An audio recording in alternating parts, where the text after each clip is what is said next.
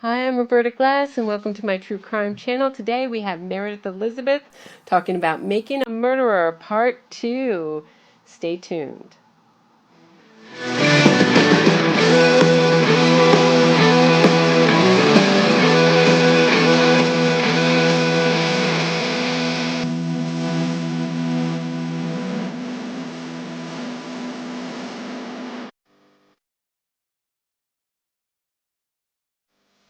So, back by popular demand, Meredith Elizabeth is back to talk about Making a Murderer and Making a Murderer 2. Where we last left off, we were talking about the car and why it wasn't crushed. So, can you just sort of sum up the most damning evidence against Stephen Avery and Brendan Dassey and how it's different than what is presented in the first movie? Yeah, you know what, it's pretty much everything. You can explain away certain little things here and there, but you can't explain away all of it. And if the evidence was only they found his blood in 6 spots in her car, then maybe you can find a way to explain this away. But the best defense that he had was the blood vial, that possibly it was planted. And what happened was his defense had the opportunity of testing to see if there was EDTA in the blood. They chose not to. And the reason they chose not to at the beginning of the trial was because that's the best mystery to leave. That's the best reasonable doubt. The state then brings in the testing towards the middle of the trial, and the FBI is able to do it. The supporters say, they still argue this point, that suddenly the FBI was able to do an EDTA test. Well, number one, the only person that ever said that the police planted my blood was O.J. Simpson. So I don't know how much use they think there is for an EDTA test, but realistically, it's Stephen Avery and O.J. claiming the police planted it. Zellner's testing now. I mean, it's just not a common claim. And Dean Strang says during it, well, when your client is running around saying the police planted evidence, that's really the defense you have to go with. Because no defense attorney likes it. It's ridiculous. So when Zellner does testing 2 summers ago, it turns out that the blood was actually from active bleeding during the time of the crime. So that means the blood vial was out. That was the best defense that he had. And you're going to see supporters online still arguing the blood vial.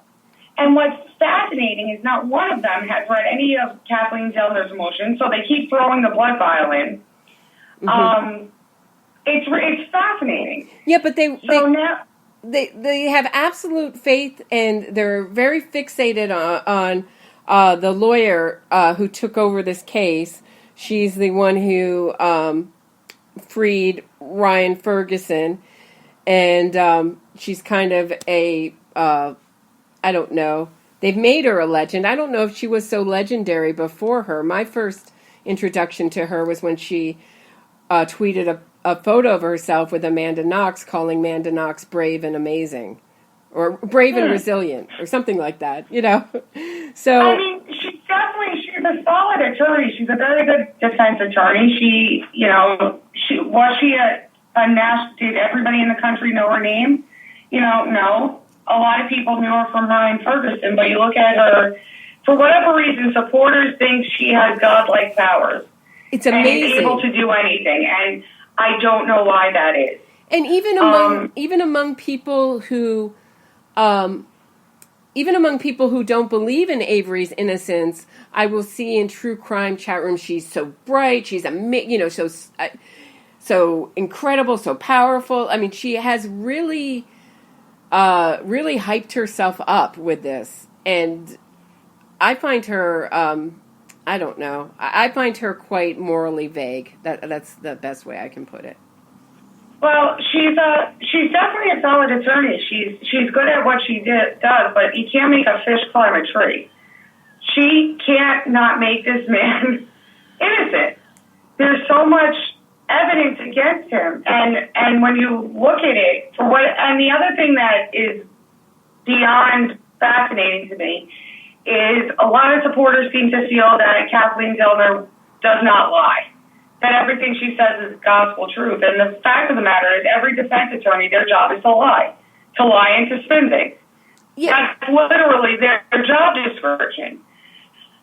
Yeah. So whatever she says is taken as go ahead, I'm sorry. As gospel, right? Didn't her strategy, hasn't it changed multiple times? Wasn't she going to blame it on one of the Dasseys originally, like a brother of Avery? And then she changed her strategy? Oh, it evolved several times. Okay. You have the Innocence Project. She takes over the case after making a murder. Then she starts tweeting about law enforcement. Then they start doing testing. I'm sorry, she started tweeting about who? Law enforcement. Law enforcement. She wants to blame it all on the cops. Okay. Then they start doing testing. Then the Innocence Project, Trisha Burnell quietly walks away 2 years ago. No supporter sees that as a red flag. Why did they walk away?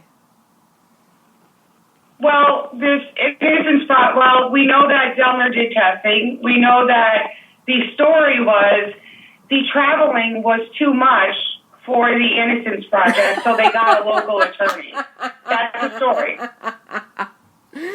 Oh, boy. As if they didn't know where the case was located, but the traveling... So, obviously, the Innocence Project can't say, being that they're attorneys, that he's guilty and that's why we left. They have to make up an excuse. They can't put anything into the public that in any way will question his guilt or innocence. The best they can do is quietly walk away, which is exactly what they did. And they didn't even use a good excuse on that one. So then after the testing's done, we start hearing about other people. Zellner was very into her ex-boyfriend, Ryan. Uh-huh. And then that sort of evolved. And the problem is, with all of these people, she's tweeting like crazy. And she's accusing these people of murder, and then 3 months later, it's somebody else. So she filed 2 years ago a giant brief, better known as the Big Brief. Uh-huh. And it's a mess. It has, what you want to do as an attorney is generally take your 3 or 4 strongest arguments and put that in front of a court. What you don't want to do is put 500 different arguments in front of a judge, make them sift through it, because then whatever strong argument you had gets lost in a pile.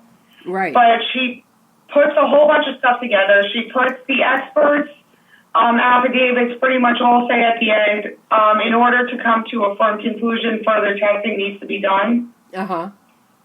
She then files the motion, I want to say end of August, 2 years ago, September with the court. Mm-hmm. She puts on Twitter that she's going to be adding supplemental motions, which means she's doing other tests, but doesn't alert the court officially to it. Uh-huh. The court rules on the motion. Uh-huh. She's still adding supplemental motions. The court says you're not, you never aware that more was coming. So right. We've ruled on it. Now Kathleen Zellner has to take her original motion with some arguments, bring it to the appeals court, and the appeals court now can only rule on the original motion and original argument. The new information she got, which isn't really information, she can't have the appeals court rule on. They're not built for that. So they deny the entire motion. It gets kicked back to the trial court, and this is another year added to Stephen Avery's appeal. Had she just wait and filed a complete motion, because there was no timeline on it, she wouldn't have wasted that year and have to go back to the trial court. Why do you... The arguments contradict themselves. Uh-huh. And then you have the ninja who's outside the door with the pipette. And when you look at her, essentially her arguments are this. The key was found by one of the Manitowoc officers, and it only had his DNA on it and not hers. Right. Reason tells you that he's familiar with DNA. He knows that DNA stays on things, so he rinsed off the key. He held onto it for a while and hid it in a good spot. Right. And he needed to wait for the family to go away to crush the car. but the police had come before then. So the test to disprove this is that he held a key. They measured the amount of the DNA on the key, and they're saying that it's too much, that it must have been planted because he has too many cells on that key. They did another test with him holding the key in prison, and it's less cells or less DNA on it. The fact of the matter is his DNA is on both. But when you know lawyers and know how they work, what they're going to do while he's in prison is exfoliate his hands, wash everything off of it, and keep him in a cooler temperature, then not as many cells come off. So that's the argument to dismiss the key. There's too much DNA on the first one. What? The blood, yeah. That's, I mean, you know, this obsession and reliance and worship of DNA, that is a subject for a whole nother, you know what I mean? And how it can be manipulated. It's and what's fascinating is supporters claim that the cops are morons, everyone's morons. But whoever planted all of this was better than any lab test in the entire world, because they were able to plant 6 spots of blood, a key, bones in the burn pit, things everywhere, but not get a single cell of their own DNA on it and not compromise it. Right. No, you couldn't do that in a Cleve lab, never mind carry around all this evidence with you and plant it everywhere. And can we Not one cell of anyone else's DNA with all the tests was found anywhere. Just his. And you know what's ironic about that argument? You know, about that view that they, you know, how could they do that? You know, how could they plant 6 things, never how could the law enforcement plant, you know, all this evidence and not get any DNA? You could say that to a supporter, and they would say something like, you know, well, they know how to do those kinds of things, you know. But their argument as to why he was innocent was, how could he have killed her without not leaving any DNA in the mattress or the bedroom or the blood? You remember that argument? Yeah, it was all burned. Yeah, I know. They burned the bedding, they burned the sheets, they burned her clothes, they burned her phone, they burned her. And then they spent a long time... Everything was burned but the car and the key, which had his DNA on it. And then they bleached a garage. It doesn't take a genius to figure out if I burn something, the DNA gets destroyed. And then they bleached the garage, and Dassey's like, here, would you like my bleachy jeans? I still have them. They still are wet from cleaning up, you know. And they're like, sure. Yeah, what their story with that is that the supporters like to say when Brendan's saying to the cops, and by the way, there's about 25 minutes. If you look online, it's from, like, on the March 1st Brendan confession, from about 11:45 a.m. to 11:50 to 12:30. It's all missing. It's not online. And his defense put out all these confessions online, but that one time period you're not going to hear, because that's when he's giving free narrative about all of it. Of course. So the supporters listen to the 4 minutes of making a murderer, and it does sound bad. When you hear that 4 minutes, it sounds like the cops are leading him. But when you look at the entire confession, he resists. They tried to say that she had a tattoo on her stomach, and said, "Well, Brendan, we've seen it. She had a tattoo." He said. So we're back. So we were talking about Brendan Dassey's confession and how the most damning parts were cut out. Oh, yeah. So is that unusual for making a murder to leave out, like, you know, damning parts of you know, that make Avery or Dassey look guilty? Well, it's not even that. It's his defense must have uploaded all the confessions, because when you look at the March 1st confession, there's 45 minutes missing, and you don't notice it. Part 2 or Part 3 ends at like around 11:30, 11:45. Then the next part picks up, it's 45 minutes later, and you think 2 minutes has passed. And during that chunk is when you read his confession, is when how he explains that one of the big things was they couldn't figure out why her blood was in the back of the car. Why, you know, the fire pit's 20 feet outside the back door. Why would they put her in the car at all? Brendan explains, we were going to put her in the pond. but the water level was too low, so we took her back out of the car and decided to put her on the fire. These are little things that he gives constantly where the police could not figure it out. And people say there's no physical evidence that he was involved.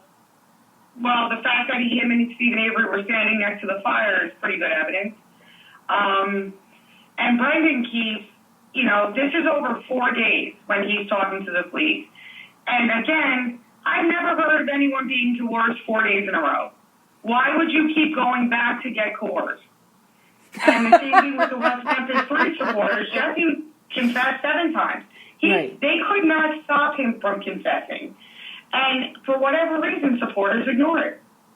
That's the one, and they never want to talk to you about the confessions. Never want to talk to you, at least with the West Memphis 3. And I would imagine the same thing with Dassey, or they'll say, the police fed it all to him. That's what you hear. It's the same story, isn't it? The police fed it to him. They suggested it to him. Yeah. He was too dumb, with the low IQ. Or can you explain? That's another one. They claim that Brendan Dassey, when you read his IEP and psychological, he has a speech disorder. So he's a lot brighter than he sounds. But his reading level is a little bit lower, but he gives all these details about the crime. And in court, his story is that he read the book Kiss the Girls, which is a James Patterson book. That was the most ridiculous part, I thought, when he said, it was so obvious that his mom or someone fed him that idea that he read it in this giant book when he has a reading disability. He doesn't have the reading ability to, but I don't know why no one said to him, just say you saw the movie. The movie was released at that point. I don't know if there's a difference in the book and the movie, but I would have been like, clearly no one's going to believe you read that entire book. Why not just go with the movie? Because then that would have explained it. But, and also, that comes to light because his cousin Kayla, who, by the way, when you watch a second Making a Murderer, those 2 girls, Kayla and her sister, seem like they take care of their grandmother. They seem like girls. You watch her on the stand in Making a Murderer 2. She told her, Making a Murderer 1, she told her guidance counselor, Brendan has come to me. He's told me he saw images of her with their toes in the fire. He saw upset. He's lost 40 pounds. His behavior's changed. She then writes in a police statement, I hate Stephen, in big letters. Why would she make that up? To get attention? You accuse your uncle and cousin of murder to get attention? It's absurd. Yeah. And when you look at it, you hear this girl talk, she's not lying. No. But then at that point, the family's rallying together. The grandfather is, because what happens is if Brendan testifies against Stephen, that's it for Stephen. So the family rallies together, certain members of it, and convinces everybody Brendan should not take a deal. Brendan would be out now had he taken a deal and told the truth. Yeah, even Ken Kratz brings up, I'm really sorry that Brendan didn't take that deal. I'm sorry that he's doing so much time. That's the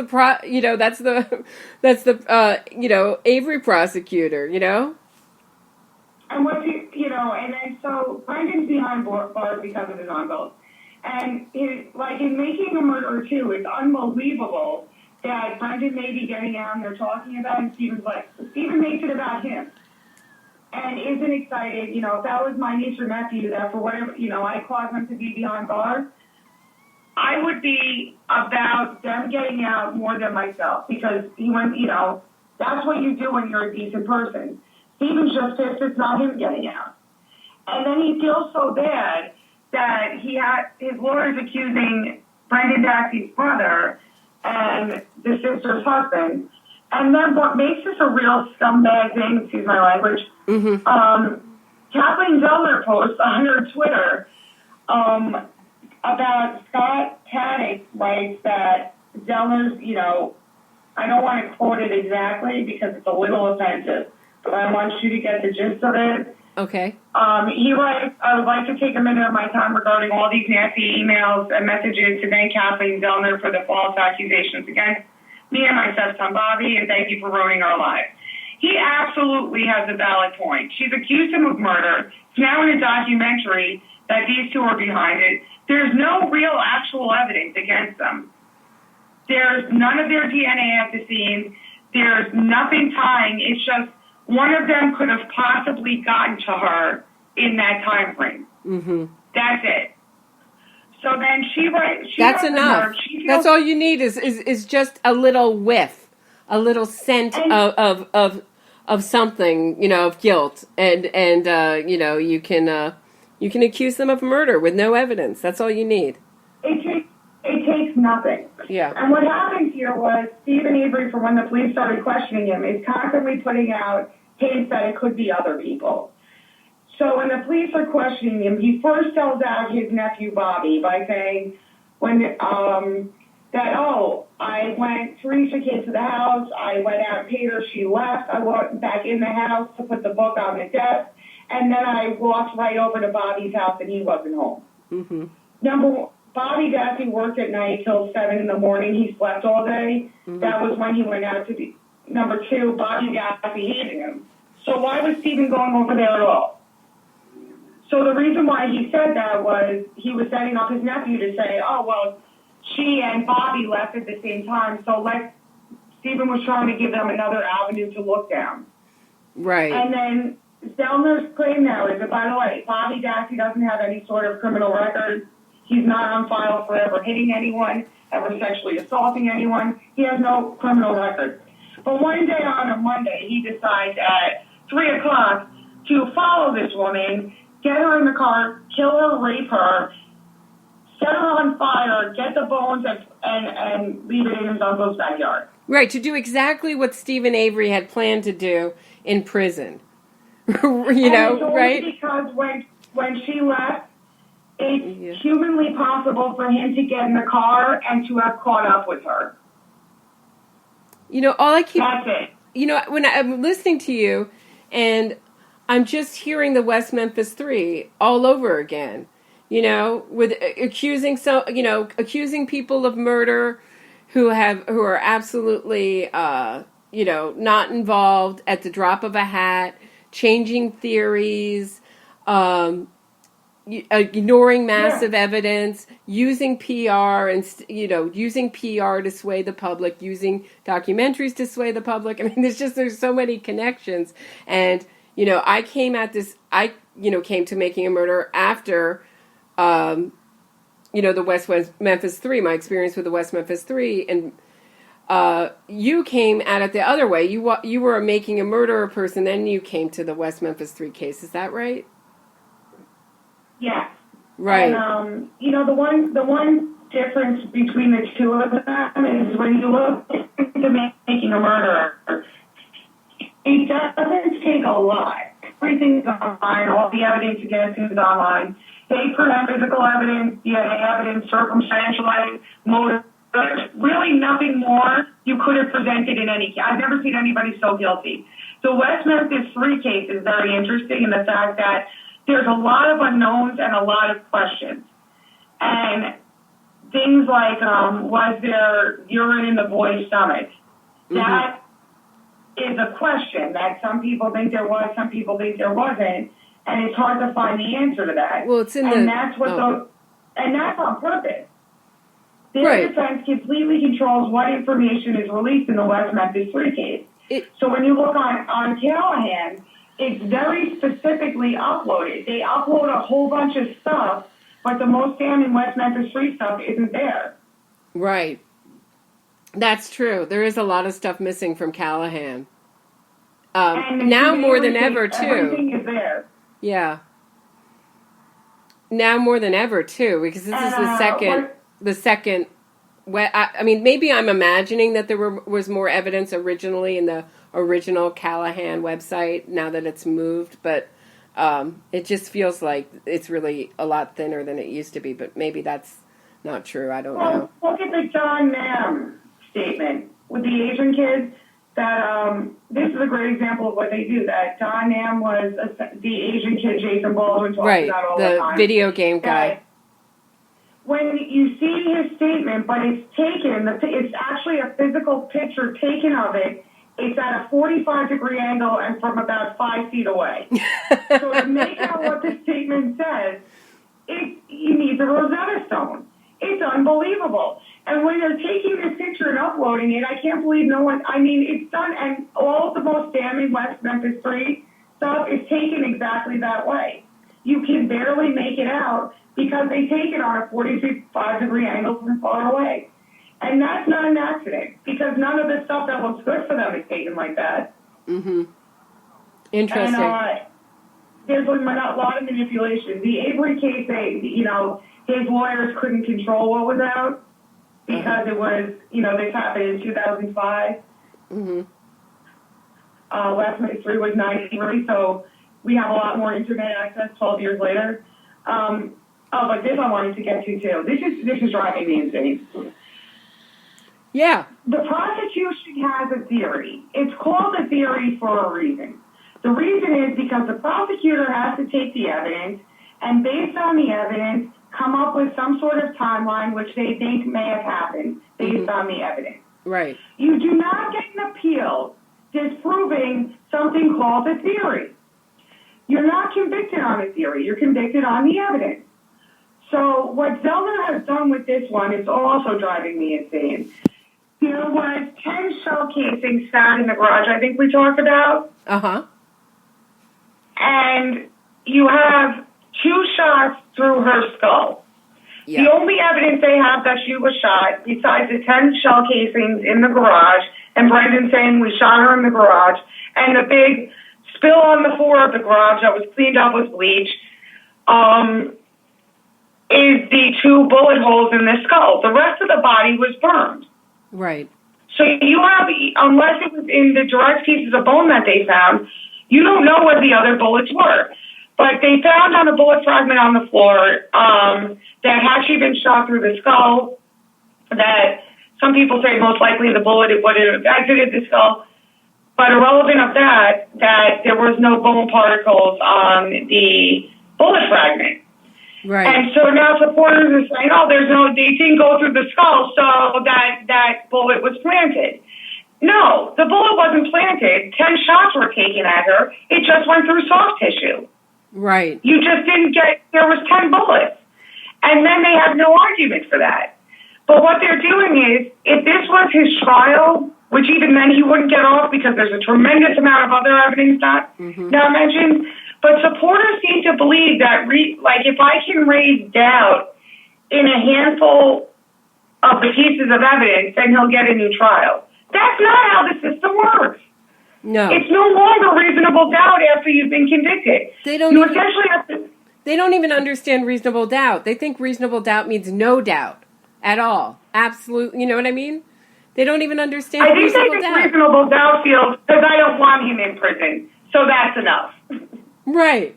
And it also, if you want him, if you believe that he's innocent, or he should, even if he's not innocent, he should get a break, then they go to, he didn't have a fair trial, or it wasn't fair. You know what I mean? They'll go to that one. So it's like whatever, they have all their bases covered. Well, not only is the police corrupt, obviously, but the entire town of Manitowoc in county, the entire state of Wisconsin, the FBI, federal charges, appeal judges, everyone there is corrupt. So no matter what happens, it's never because maybe Stephen Avery did it. It's the corruption has gone so far, it is unreal. And that's honestly, I don't know if they honestly believe it, but it has to get to the point where they say to themselves, maybe the guy in prison is just lying, and maybe all the piles of evidence isn't planted, but they don't, he's lost a lot of supporters. Mm-hmm. He's not where he was 2 years ago. Mm-hmm. But there are some diehard ones that I know don't work because they post all day long, every day, ridiculous, untrue conspiracy theory, and they just make crap up. That was the thing I was struck the most with. And I got a little bit into, after, Making a Murder, into the dialogue a little bit. But I became so frustrated because I thought these people don't know the difference between facts, or a theory backed up with facts, and a theory that they just dreamed up out of their imagination. Each was equally as valuable. And one of the problems is seen as equally as valuable with you have these. It's so frustrating. You have these nut jobs that, that make crap up, and then other supporters read it, think it's fact, and then start spreading it. And when asked, they can never provide documentation on it. They can never provide a statement or anything. But they saw it in a tweet, so it must be true. When you ask a number of supporters for information, they generally get it from tweets. Mm-hmm. Wow, that's pathetic.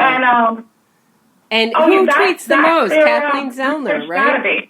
I mean, Kathleen Zellner really uses Twitter, nonstop. I wouldn't know because she blocked me after I remarked on her Amanda Knox tweet back in the day.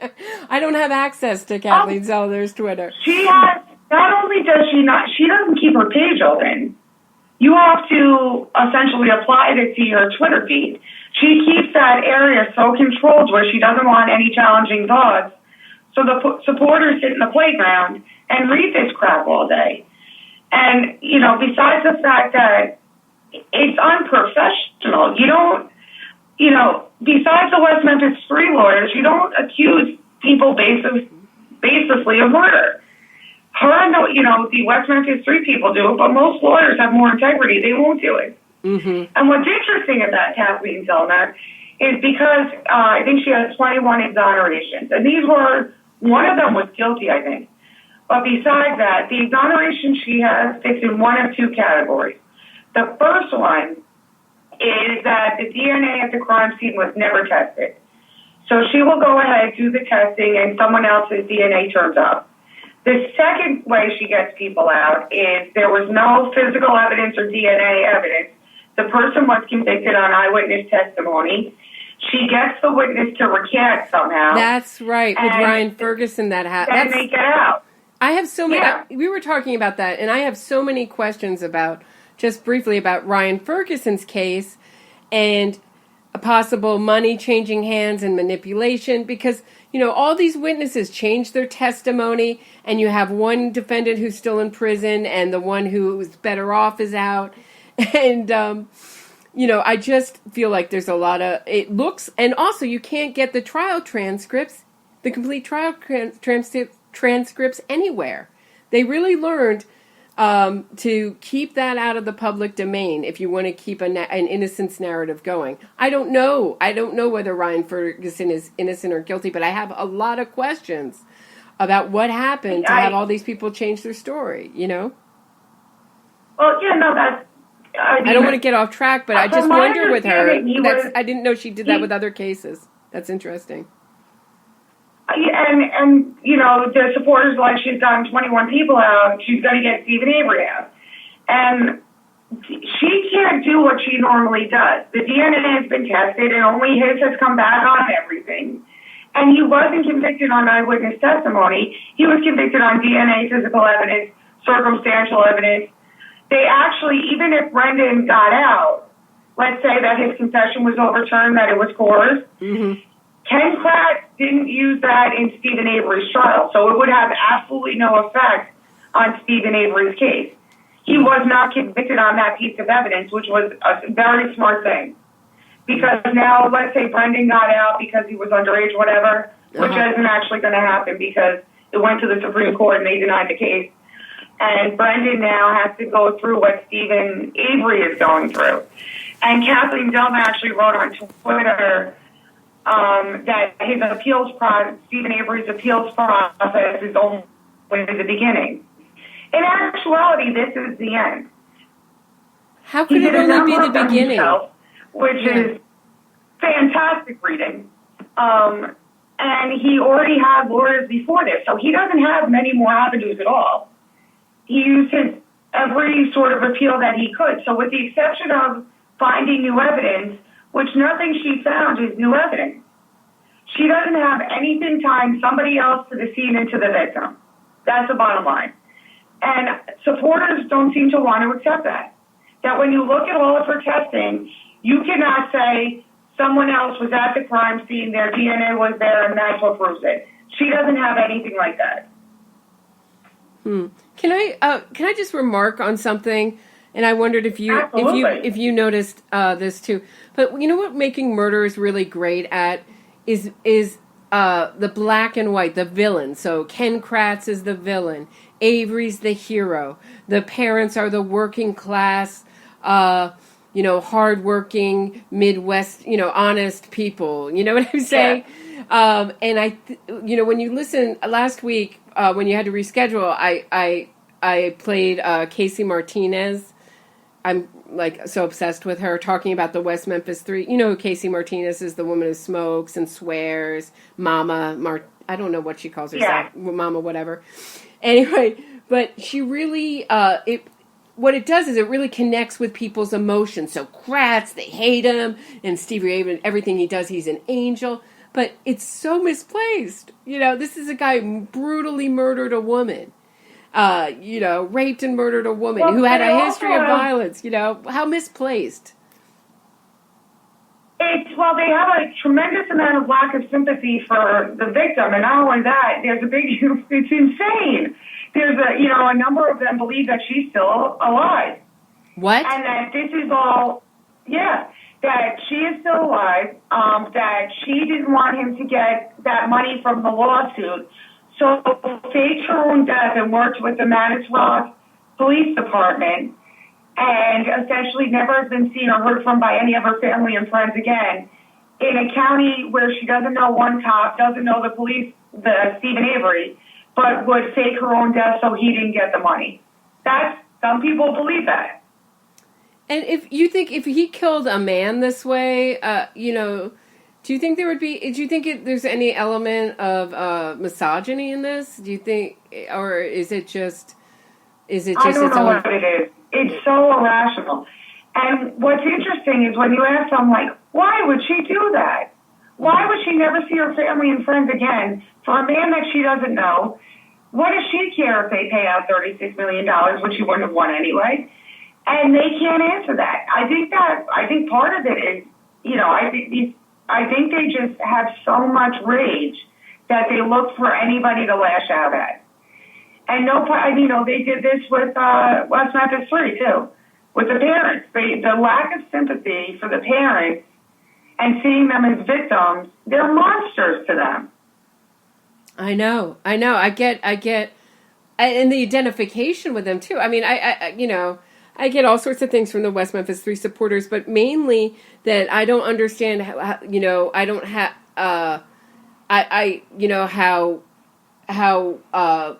I don't have any sympathy for what they've been through. The murderers, what they've been through, not the victims. You must be a fanatical Christian. Or the devil. Fanatical Christians believe they did it. I got called the devil. I told you I got called the devil. The devil's working through me, or I'm blinded by my religion, but I can't be both. But there really is do you think Making a Murder could have existed without Paradise Lost movies? That's a good question. No, I think Paradise Lost was the first, what I think is so appealing about these is the same thing with Serial, that it's a did they or didn't they. And when you look at the Paradise Lost, I know the one I enjoyed the most was the first one, where they could be guilty, but you're not sure. And I think that's what people like about it. And even in the Making a Murderer, the first one, the defense, Dean Trent says, I'm not sure he's innocent, but I'm not sure he's guilty, more or less. And I think that's what draws people to it, the mystery and trying to find out the truth. And I think, the second season is having horrible reviews, as I've read from Zellner's Twitter, that she asked his supporters to go on IMDb and review Making a Murderer 2, which she's asking for her own good reviews. That's so pathetic. So who pathetic. Cares? Yeah. The people at IMDb are not the judges who are deciding your case. What do you care if they get good reviews? You know why? Because she has to keep it alive. She has to keep the pressure on the courts to free this guy in whatever small way and keep the attention. I mean, the PR is a major part. And to speak of, just before we're running out of time, but who just recently spoke out in support of Dassey, strangely, speaking of the West Memphis 3? Can you share that? Oh, of course. Damien-echols. Damien-echols, in between his selling art online, like a QVC special, spoke out in support of Brendan Dassey. And you know what? This is interesting. In a video on Facebook, right? Yeah, a video on Twitter. And Lauren Nyrider, who is Brendan Dassey's attorney, she was also one of Damien-Echols' attorneys. Interesting. And you see her at the press conference in 2011, and she's standing there. If nothing else, she looks fantastic for her age. Oh, okay. Because I don't know how old she is, but she's been around quite some time. And if she was a practicing attorney in 2010, she looks good. She looks good. But that's their connection. And I heard Amanda Knox, I haven't seen this myself, but I heard Amanda Knox also made a video for that same, it's for some kind of innocence organization. And it's clear he's getting paid to make this statement because Damien-Echols doesn't do anything for free or to promote himself. And the interesting thing about the Damien-Echols connection is I remember when Damien-Echols was asked on Twitter by a Dassey supporter, what they should do, what the next step is, right after the movie had came out. This is years ago. How they could help Brendan Dassey get out. He said, Damien-Echols wrote back on Twitter and said, get a PR agent. Not get a better lawyer. That's actually a great piece. But you want to know what? Damien-Echols is not what he once was. He doesn't have the talk shows, the speaking engagements. He's on the falling down in the public eye, where he's not what he once was. I think that's why he's starting his cult. Meaning starting his cult, which is the Church of Rock and Roll. He's a minister. And who wouldn't want a triple child killer marrying you? I mean, that will, who wouldn't want that for their wedding, right? And he gets to charge, what, $80, $100 per pop? That's all he's charging? He's starting a cult. It's very clear online. Yeah. Because even when you read his tweets, it's saying that if you follow my specific path of spirituality, you'll find happiness, which is exactly what cult leaders say. Yep. He's not joining another church and being a minister of an already established church. He's starting his own. Mm-hmm. Yeah. We are not too far out from the Kool-Aid incident. I'll tell you that right now. No, I mean, note my video, The Cult of Damien-Echols. Trench Reynolds, who's a writer, writes about Damien-Echols, has also pointed out the echologists, he calls them. It has always been a very cult-like thing around him because they have to control the information, too, to control the narrative, and it's based also around his personality. Right. But, oh, gosh. And he's built for a cult leader. He's charismatic, he's a sociopath, he's manipulative, and it's about him. Yeah. And what serves him best. And he has no problems exploiting people. Constant attention. Yes. Oh. So it should be interesting how that works out. I cannot thank you enough for this. Thank you so much for having me. I love talking to you. I love talking to you. There's no one who knows more about this case than you do. And I really appreciate you taking the time out twice in two parts to talk about it. So thanks so much. Really appreciate it. You're very welcome. If there's any developments, I can more than happy to come on to talk about them. I will. Oh, that would be great. Thanks. Have a great day. Thank you. Bye.